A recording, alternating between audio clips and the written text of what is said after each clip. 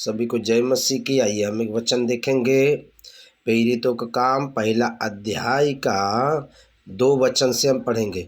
उस दिन तक जब तक वह उन प्रेरितों के जिन्हें उसने चुना था पवित्र आत्मा के द्वारा आज्ञा देकर ऊपर उठाया न गया। कौन? यीशु मसीह प्रेरितों को आज्ञा देकर जब तक ऊपर नहीं उठाया गया, उसने प्रेरितों से बातें किया, चेले से बातें किया और परमेश्वर के राज का सुसमाचार सुनाया कि कैसा सेवा करना है, कैसा चर्च चलाना है, कैसा लोगों को बताना है, किस किस जगहों में जाना है। परमेश्वर ने, प्रभु यीशु मसीह ने ऐसा बातें की। आगे पढ़ते 3 वचन। उसने दुख उठाने के बाद बहुत से पक्के प्रमाण से अपने आप के उन्हें जीवित दिखाया और 40 दिन तक उन्हें दिखाई देता रहा और परमेश्वर के राज की बातें करता रहा।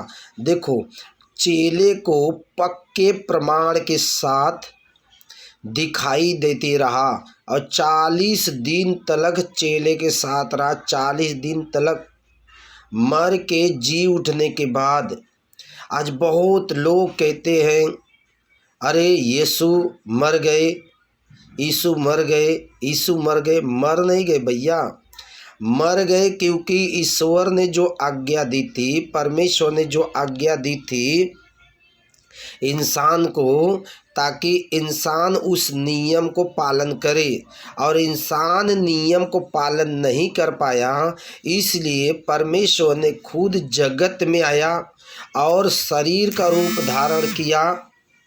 शरीर का रूप धारण करके उसने मौत को अपने ऊपर लिया, नियम को पूरा किया। नियम को पूरा करने के बाद मौत के बंधन को तोड़ा। मौत के बंधन को तोड़ने के बाद मारा गया, गाड़ा गया, तीसरे दिन जी उठा। जी उठने के बाद चेले को 40 दिन रात दिखाई दिया। चेले को 40 दिन रात दिखाई दिया और चेले से बातें करता रहा और लोगों के बारे में ये बताया कि जाके जगह जगह बताओ कि मैं मौत को जीत लिया हूँ, अब मौत का प्रभाव तुम पर नहीं रहेगा, मैं मौत को हरा चुका हूँ। ऐसा पक्का प्रमाण यीशु मसीह ने दिया। आगे क्या लिखा है?